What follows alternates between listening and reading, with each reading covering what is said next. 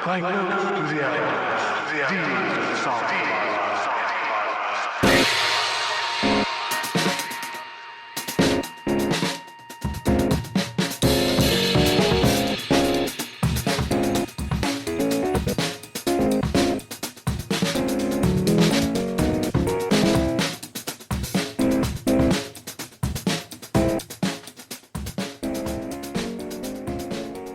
Hello and welcome to the latest episode of Songs of Our Lives. I'm Brad Rose. I'm an artist, a composer, a writer, the founder of Foxy, Digitalis, and someone who thinks about music and sound far more than is healthy. Each week, I invite on a guest to talk about the songs and the music that has meant a lot to them and left its mark.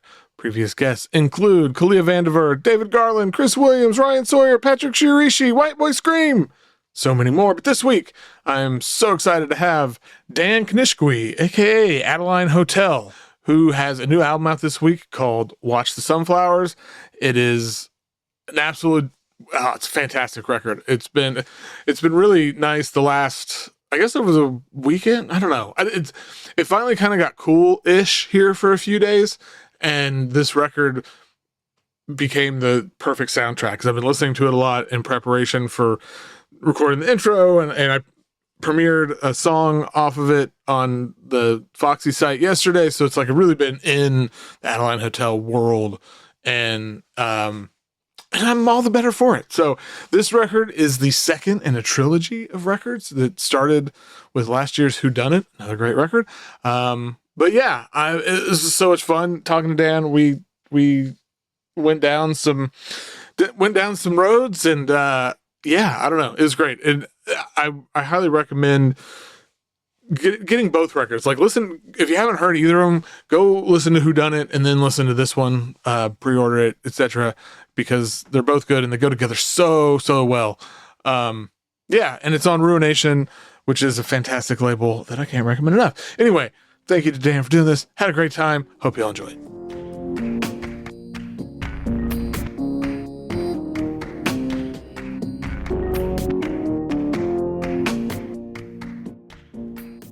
My guest today is a musician, a songwriter, a singer.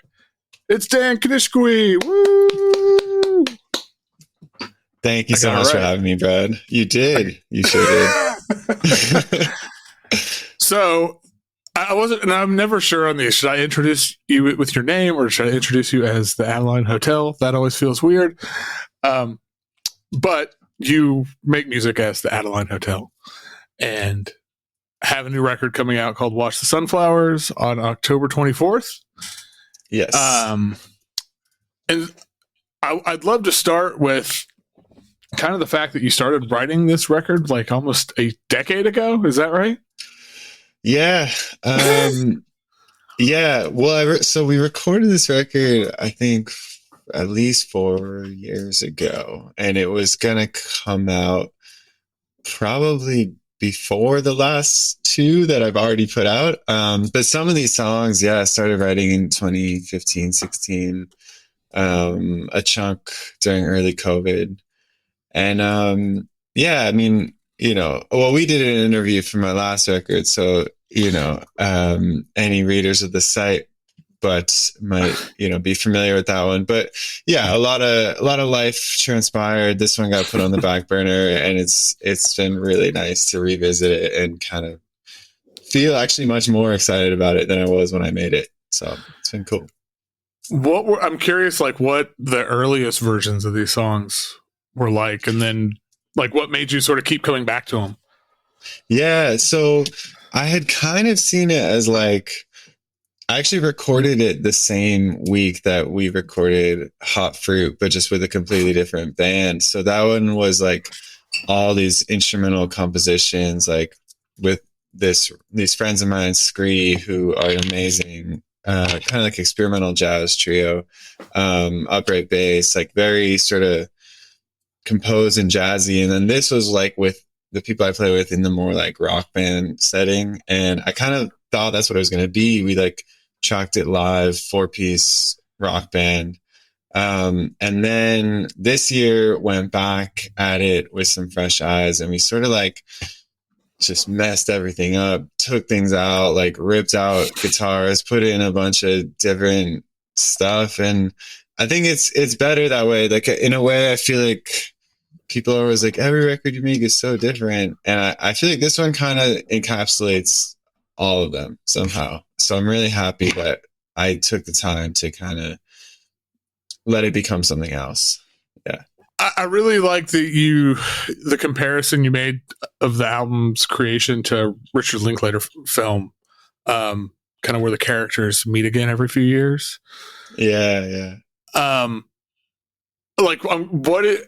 This is kind of, I don't know, a weird way to ask this, but like, what did you discover about these songs, or even, I don't know, about yourself, like when you'd return to them?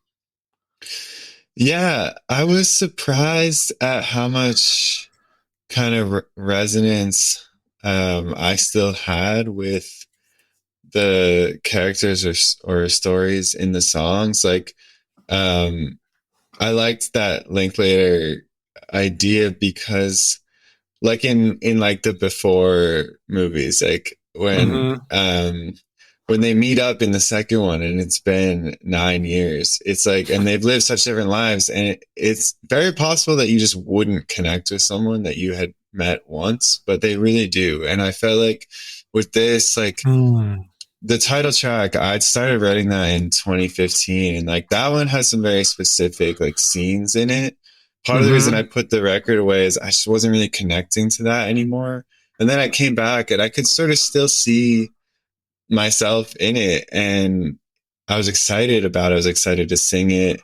Like it could have been different, but it wasn't. Like it still felt fresh to me. And I felt like I was kind of like in dialogue with myself from like a decade ago, and kind of, it's like when someone you see,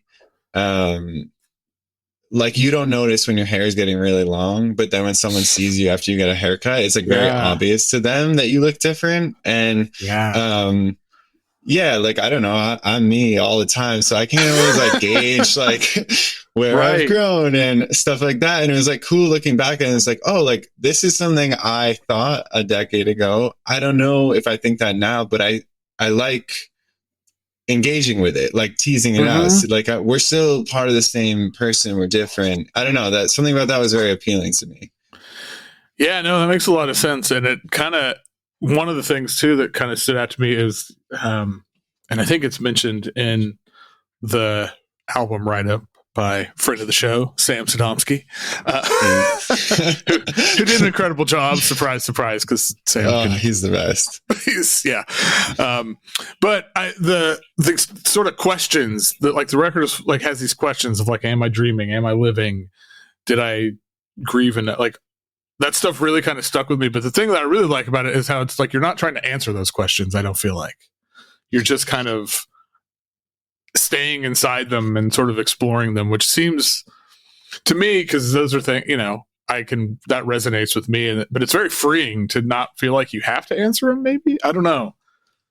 Yeah, I like that too. I didn't necessarily notice it until later when Sam and I was talking how many kind of open-ended questions, but I think that's something I just feel freer about. Like, I think when I was younger, maybe like had done this less, like I felt like each record has to be like a statement or something. And now, like, I don't know, I think I'm understanding, like, I'm gonna keep making records, you know, whether people care or not, for as long as I can do it. And I don't need each one to like say something. It's more like I'm really more interested in like how they kind of interact in this like growing body of work. And so I have the answer to the question. Like, I want to ask it, and maybe by the time I make another record, like I'll have a different perspective, and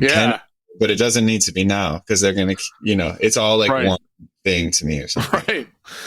Speaking of making more records, so this album is supposed to be part of a trilogy, right? I think so. Yeah, I recorded the third one this summer, and I'm probably gonna. Well, I saying this now, I'm probably gonna be a little bit more like patient with finishing it, but I do have a tendency to just like I just want to get it done. So Right. we'll see. But it is recorded. It's a little bit kind of, I'd say like somewhere in between Whodunit and Sunflower. It's like sonically a little bit more out there in arrangement, but maybe the like lyrical flow of Whodunit more than this one or something. Yeah. Okay. Well, we'll be on the lookout for that. Does it, I mean, now that you haven't finished the record, but you're obviously neck deep in the process. Does it feel like a resolution of these trilogy? Like, I think it feels like a resolution with the understanding maybe that the resolution is kind of cyclical. So I feel like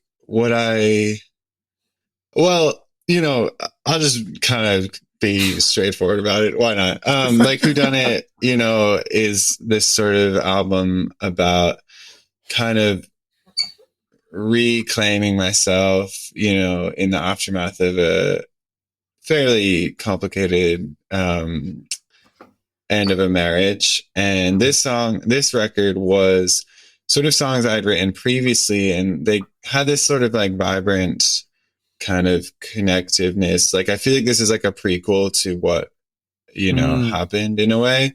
And the next one is more like life is all right, and kind of meeting someone new in the wake of Whodunit is really interesting, where it has this vibrancy again, but we sort of have to confront all of these different baggage and triggers and memories that come up. So like kind of like finding, like, happiness is such a double-edged sword. It's like maybe the happiest music I've ever made, but like the lyrics are sort of exploring like, why does when shit feels so good, it like also is like really painful. So it's sort of like it's a really nice conclusion of the trilogy, but I think in a way like is just the inevitable cycle of these things. And I feel like it could be three, but it could just keep going and be three more records too, you know? No, that's so true. Gosh, yeah, when things are good, it's like sometimes when I am and personally, I'm in a very good moment right now, which also there's this weird like dichotomy of the world is falling apart. My life's okay. But it's also, I don't know. To me, it can be a little terrifying because it's like, I don't know. It feels like there's so much more to lose.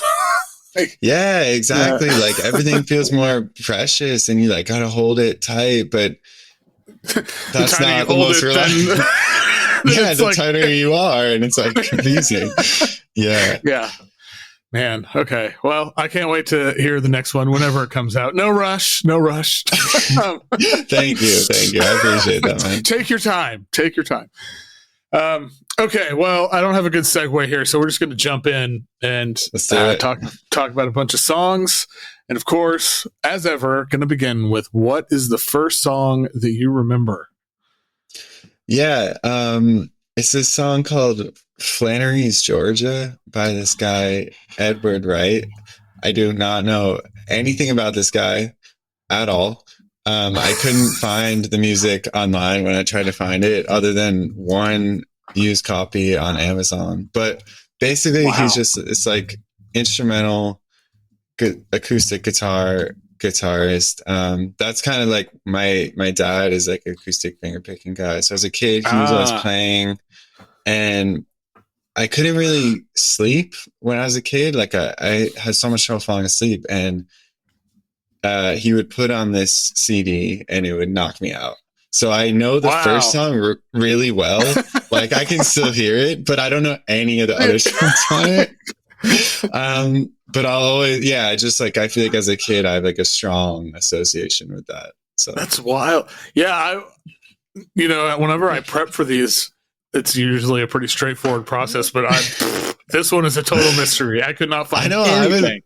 I kind of wanted to like find it, see if it was any good, but I honestly couldn't. But clearly, you know, many nights of listening to instrumental acoustic guitar, I guess, ended up, you know, kind of dictating my. It's kind of a formative thing. my journey in life, apparently. So yeah. Thanks, Dad. Yeah, that's why. If you ever find a copy or send it to me because I really want to hear it. I'm so curious. I will definitely let you know. Yeah. Well, what is a song that will either make you cry or make you feel that kind of way? Yeah. There's a song by Mount Eerie called Two Paintings by Nikolai Astrup. And I feel like it's like, so it's in the wake of his wife dying. But it's kind of about so much more. Like he's sort of like looking at this painting and seeing this woman who he realizes kind of has this inner sadness. Like she's on the outskirts of a party, but she can't really be present in it. And I just feel like whether it's death in his case or any sort of thing, like it's such a relatable feeling. And he talks about the painter Nikolai Astrup kind of building his studio where he thought he would go on living a creative life for years and years, but he actually dies shortly after. And the lyric is like, that's why I'm not waiting around anymore. Like, that's why I tell you that I love you. And like, I just love I think that's why I really actually connected his work, like post that more than before, because I feel like his takeaway has always been like, I'm going to keep living. And like, that's like why I need to. And I feel like I was listening to this a lot, like around making Whodunit. And I listened to it in preparation for this, and it still really hit. So it's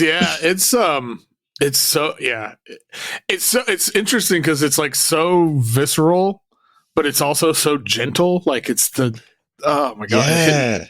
There's that combination of just, I don't know. And then I could agree that, or I also relate to his work later. It's such a weirard thing to say. I read his work more after his wife died. I know, it's like as I was saying that, I was like, there's got to be a different way to say that. Yeah. But it is, because I think there is like this, you know, I mean, it's that feeling of who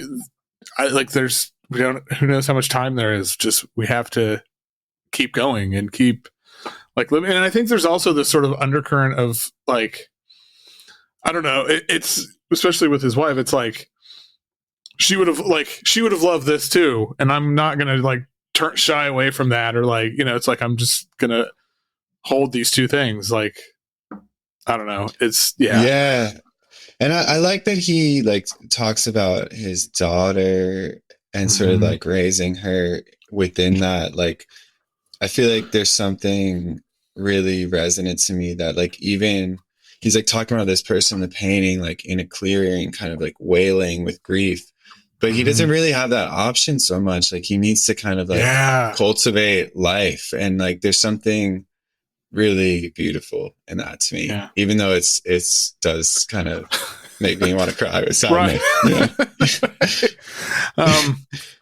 Well, okay. On the other side of things, what's the song that will put you in a better mood? Yeah. I had so many for this one, but I landed on this song. It's called, well, I don't know if I'm going to pronounce it right, but I think it's like Hikō-ki Gumo, by this Japanese artist, Yumi, Arai, I'm not sure. And, I've somehow found this song like during COVID, and I was just like listening to it obsessively. And it's like, it's like produced by Harry Hosono, so it's got this really groovy thing. But it's funny because I was in Japan last year doing this tour, and I just like bought all of her records. They were like $1, and I was like, what's the deal? And my friend who runs this record store kind of sneering at me. He's like, I don't know, she's like the Britney Spears of Japan or something. Like, she's like, to them it's like this like kind of shallow pop star, but to me, because I don't understand the language or the context, I'm just like, this is so beautiful. And it kind of made me rethink, like, what's my relationship to like pop music in America, which I'm snobby about. But then I'm like, maybe that's just like all culturally ingrained stuff. I don't know. That's interesting. Yeah, this is, oh man, God, it's so, well, her voice for one, I'm just like totally smitten with her voice. Yeah, it's crazy. But the whole thing just, it just feels kind of like floating, like you're in this sort of like perfect afternoon light, everything that like, and again, I have no idea what she's saying, but just it's like all the like heaviness of everything, it just kind of like dissolves away and you're just kind of there. And I get it. It feels really good. It feels really good. And then I was like kind of like obsessed with this song. And then I went through this period where I was watching all of the Miyazaki movies. And I really love one of them. I don't think, not the one that came out really recently, but the most recent before that, The Wind Rises. And it's actually in the credits. And like that was the one of his that kind of stuck with me the most. So I was just like, something about this feels very, it's just working for me. It hits. Yeah. It's very Dan coded. It's very Dan coded. Yeah. So okay. This is the one. All right. Well, what everyone's favorite question, what is objectively the best song of all time? Yeah. Okay. I had a couple for this.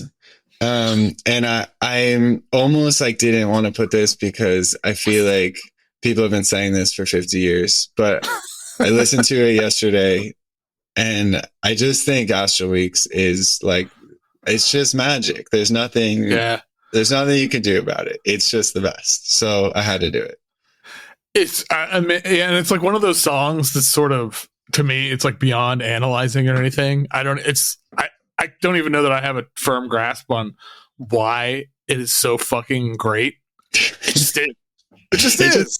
It just is. Yeah, because the prompt also was like, you mentioned like, what would you show like an alien? Like, what is the pinnacle of human recorded form? So I did think about putting the Big Star song, Ballad of El Goodo, because I just think it's like a perfect pop song. But it was a great song. Van is just there's nothing like him. That was like growing up, that was like my favorite thing. And no matter how many times I've heard that record, that song, it still does it. So that's gonna be the one. Yeah, no, no argument for me. I mean, it'd be weird if I was like arguing I mean, you could, you know? Yeah, no, but I mean, no, Astral Week sucks. No, I'm just kidding. I mean, we might get into some arguments later on. I'm anticipating. It'll be behind the paywall, everybody, though. Sorry. That's true. Anyway. Okay, well, what's a song you used to love, but you've heard it recently? If you think about it now, it's not quite doing it for you. Yeah, I mean, I still like this song, but I went through a period of being obsessed with the song Motel Blues by Loudan Wainwright. Like, it's just so tongue-in-cheek, like, desperately pathetic of, like, this guy on tour in, like, a shitty motel, like, making out with, like, a 19-year-old just to, like, make him feel something. And I thought this was, like, a really interesting kind of take on this sort of pathetic masculinity. And I think part of the reason it didn't do it for me when I listened to it recently is that because there's like some humor in it, like sometimes just like jokes don't land the 50th time you've heard it. But I think also when I fell in love with this song, I wasn't like actively touring, so I think there was maybe something aspirational about like wanting to be doing that enough that I felt jaded and sad about it the way the narrator does. But now it's maybe like too close to home and I'm like, ooh, I like recognize some of myself in the song. Like, I don't think it's just for me right now. Maybe in a couple of years. That makes total sense. Yeah. I hadn't heard this song in a while. And because I don't really tour at all anymore, but I had a period in my life where I did. And yeah, I can see not wanting to hear this when. I mean, what do you think of it when you listen to it? I thought it was like I don't. It's fine. Like I don't know. It's not. Yeah, like it's not. I don't know that it ever did a lot for me. I don't. Yeah. I'm kind of indifferent. Feels like to throw. Like maybe I am kind of indifferent to him for the most part. I am too. There's like 4 songs I think are good, but increasingly I feel like less and less, to be honest. Yeah. And it's just, if it's your thing, cool. But, and I don't think he like sucks or anything. I don't think he's like, I don't know who sucks. Well, we don't agree on one of them. But anyway, let's move on. What's the song that people hate? I don't know who they are.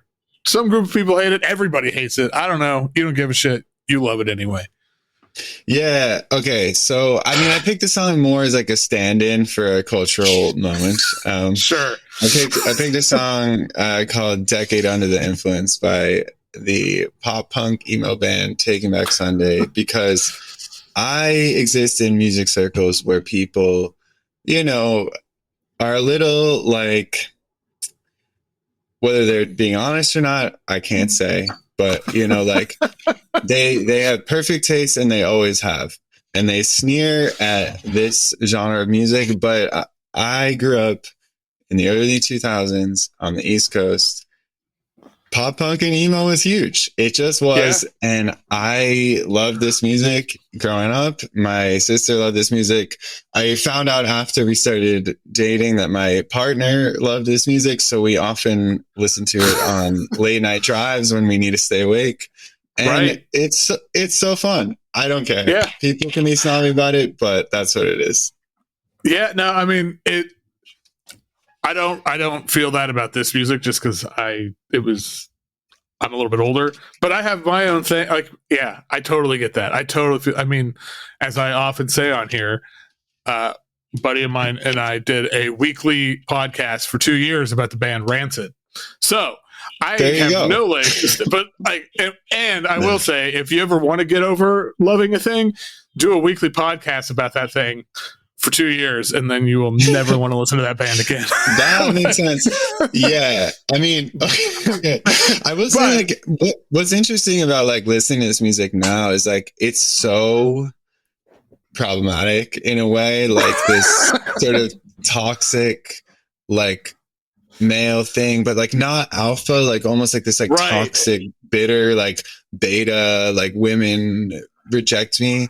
And I feel like that's really bad when you're a formative person, but like now like I can sort of like I didn't, thank God, like adopt that mindset, so I can listen to it and kind of be like, well, that's stupid, but this song still rules, so whatever,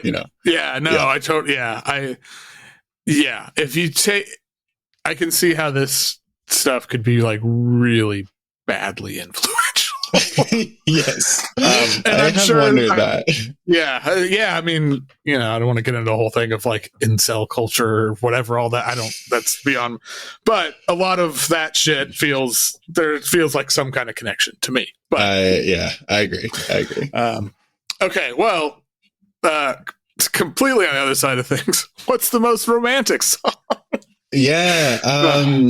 I picked the jazz standard, Like Someone in Love. I don't really have a version because I actually picked this because my partner, in addition to, having her own music career and her own records, is also a gigging jazz singer. And nice. She, often will like be learning new tunes, and we kind of learn this one together. I'm not really versed in that universe, and I had never heard it before, and I was just like blown away with the melody and the lyrics, and so I love to go see her sing it. And I bet it's amazing. That's song. Like it's such a good pick because it's so like, I don't know. It's so vulnerable, and there's this, I don't know. I feel like the lyrics capture this very sort of specific like feeling of disorientation when you like sort of new love in a way. Yeah. It's so good. And how song.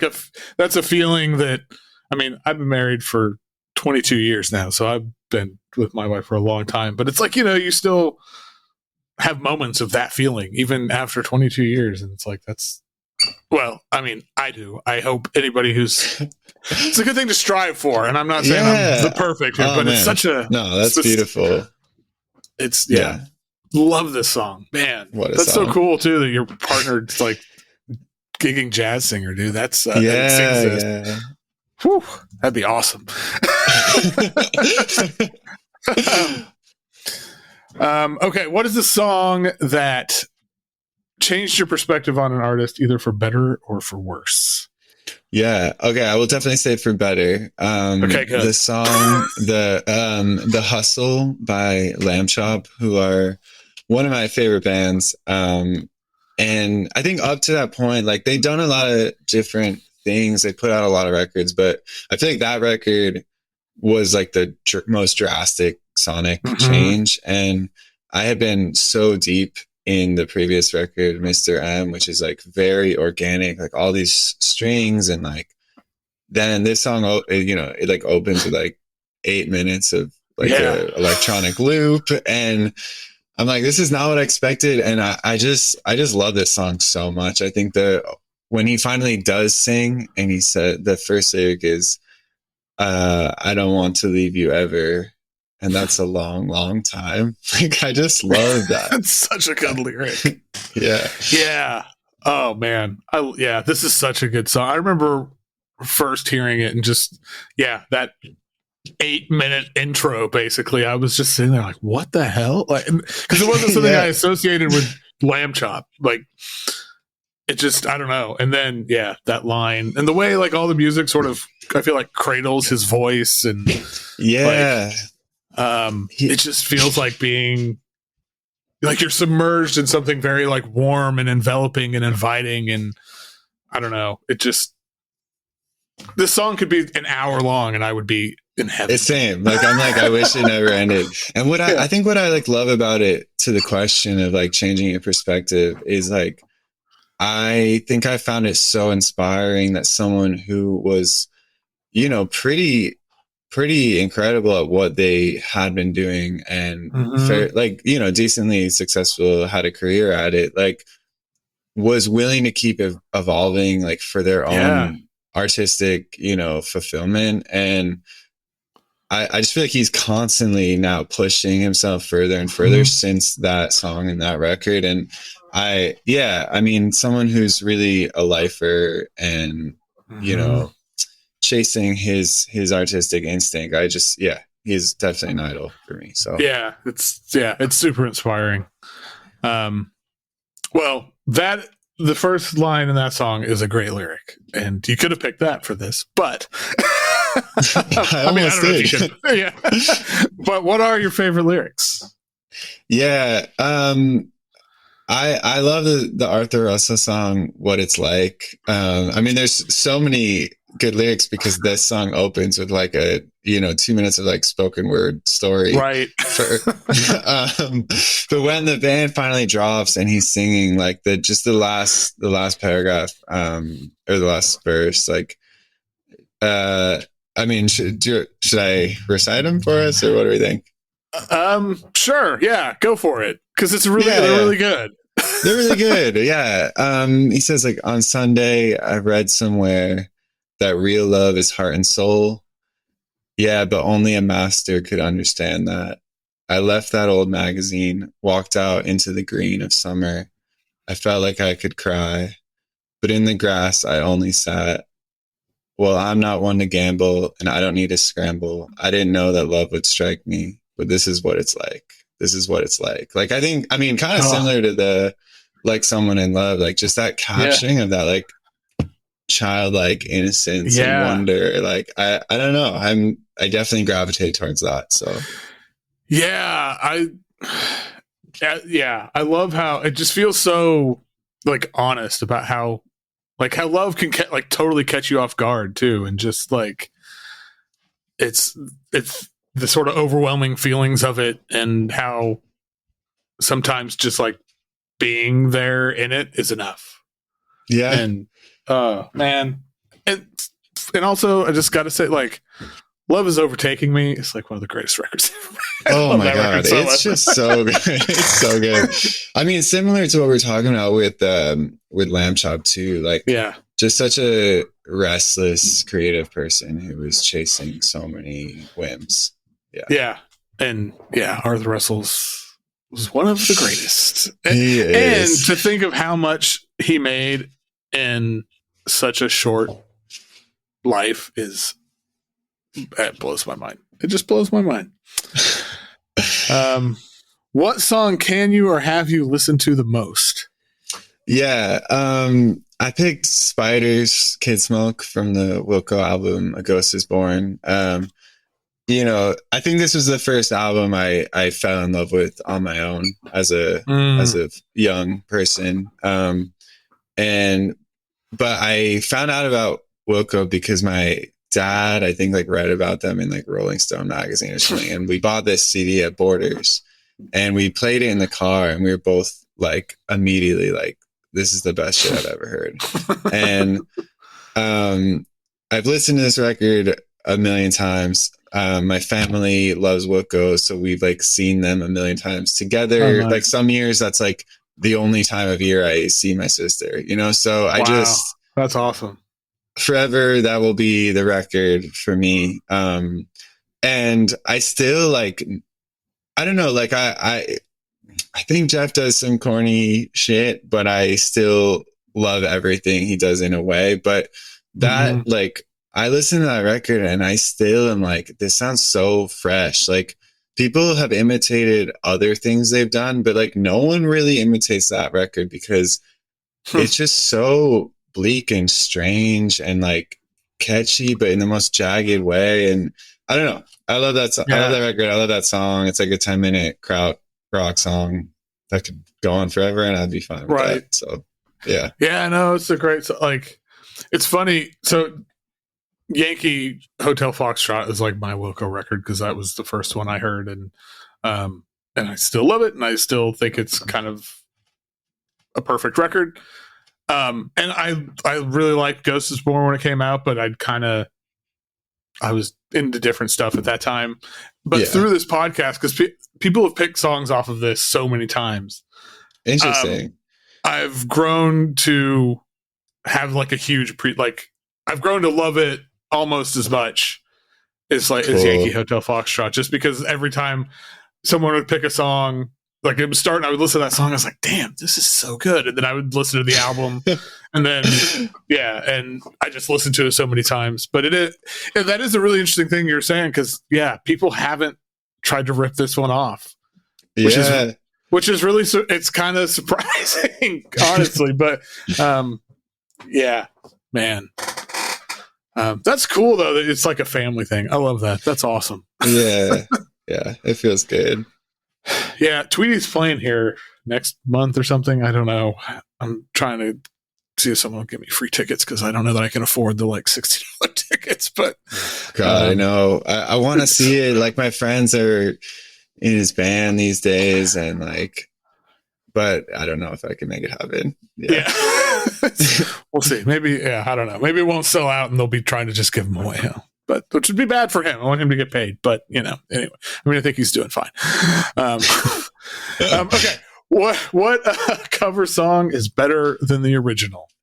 Yeah. Okay. This is kind of a tricky pick because I think the original is so incredible that it almost feels disrespectful to choose this as the song. But I think the Meters version of Wichita Lineman is pretty nuts, and I think also like has like the nicest guitar sound I've like ever heard. So that guitar is that, oh my god, again, a thing that could go on forever and I'd never get sick of it. Like that plus Art Neville's voice. Yeah. And like the way the drums kind of change feel, so it's like suddenly very different from the original, even though it's like a relatively faithful cover. I really like that. Yeah. Oh. Yeah, no, the original is one of the greatest songs, like pop song, whatever you want to call it, like written in the last, she's probably been like 70 years now or something. But, yeah, I don't know, 60 maybe. But anyway, but yeah, like I agree with you. I think the Meters, I love the Glenn Campbell version, but I will pick the Meters version every time because there's just something about that guitar and the rhythm and Art Neville's voice, like the combination. It's like this. It feels very hypnotic, and it's like they're just like locked in the pocket, and they just like let the whole thing breathe or something. I don't know. It's incredible recording, unbelievable. And to do that, there's songs. I mean, again, like this is such a great song. It takes some guts to be like, we're gonna cover that song, or like, it feels like a song that is maybe too pure to like touch. Yeah. So the fact that they did it and then did it kind of in their own way, but like not that different, and it's still just so powerful is incredible. Yeah. I don't know how that happens, but hey, it did. Okay. Last two questions, two big questions, maybe. I don't know. So what is the song that means the most to you, and not necessarily because of the song itself, but you associate it with something or someone or a certain memory? So I picked the song Do I Ever Cross Your Mind, which is a duet with Dolly Parton and Chet Atkins. I love this song, and it was the first tune that my partner and I learned to play and sing together and have performed it a lot. So it just has awesome. Like a very specific resonance, but also like, I mean, the playing from both of them on that song is really insane. So I feel very inspired. Like it's kind of a song where I learned it, but I'm kind of constantly pushing myself to learn it better. So it's sort of traveling a lot of eras with me now. Yeah, that's cool. Yeah, the playing it's one of the things that's so amazing about it is that it's totally insane, but it's so sort of like gentle and understated. Where I don't think, and like unless you really are paying attention, it's like you don't realize like holy shit. And then the way their voices just sort of like intertwine, and it's so good. I love like towards the end, like there's a line where they sort of sing different lyrics and they kind of just laugh in the middle of the song. And like, I love that because like so much kind of like more popular country music of that time is very kind of like super produced and stuff. And something about this song like has the feeling of like a big, powerful Dolly Parton song, but like it's so laid back. They're just like goofing around with each other. I don't know. Right. It feels like I could listen to it any time, and I don't need to be in the right headspace. It's just there. Yeah, it's like two friends just like who know each other really well, just hanging out and having a good time, and happen to just be recording this incredible song. Unreal. Yeah, love that one. Okay, last question. What is your favorite song? At least in this moment. Maybe it changes. I don't know. I think with this one and what's the best song? I was torn between how to do this one, but sure. I just think the song Duchess by Scott Walker is like unimpeachable. Like every second of that song is perfect. The lyrics are perfect. Yeah. His voice is perfect. Hard to beat. It's hard to beat. I think about Scott Walker often, honestly, but I was thinking about them the other day. I guess it was yesterday when I was listening to this, and because I had a conversation. Because again, my wife's not a huge she likes the first four Scott Walker. She doesn't like weird Scott Walker. She likes 1 through 4. Okay, but I was thinking about one of the things that I love so much about his voice is how his voice, and it is so present on Duchess. Like his voice is he's so in control of his voice. It is so controlled that it's almost like terrifying. Like it's so, it's like every word is just delivered with this precision. And, we were talking about Steely Dan and how there's this precision. Well, we were talking about it in the Patreon section. So if you want to hear us talk shit on Steely Dan, anyway, but how there's this precision to that stuff that feels very sterile and I find it boring. Same. Like, I think Scott Walker's voice has that, but it's the opposite of that in a way, because it's like, I don't know. It's just, there's no singer that has ever been like Scott Walker. No. Never will be. But yeah, and I think actually now that it's a good one to end on, because I feel like we talked a lot about this sort of, this like kind of innocence of being struck in this like loving and longing moment, but also then like, with like the like Someone in Love and the Arthur Russell tune, but then also like the Loudan Wainwright one, like the sort of almost like pathetic side of longing. And I feel like Duchess somehow incorporates like this whole range of like him wanting this person. Like that line where he's like, I come listening, I touch touching. Like it's I never thought of thinking about lyrics that way, the way he like repeats words but in different sort of tempo. I don't know.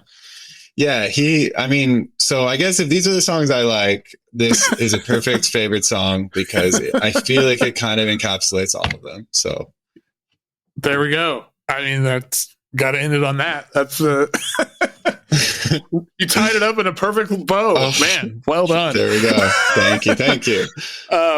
Well, this was a whole lot of fun. Thank you for doing it.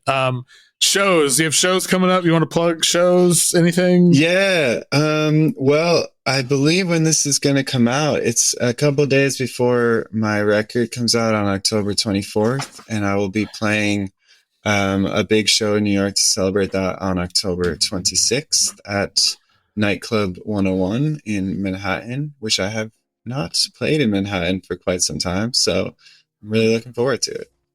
Nice. All right. Well, and the record, of course, is out. Is called Watch the Sunflowers, out on October 24th. Everybody go buy it. Go to the show if you're in New York. Dan, thank you. Thank you so much, brother. It's been so fun.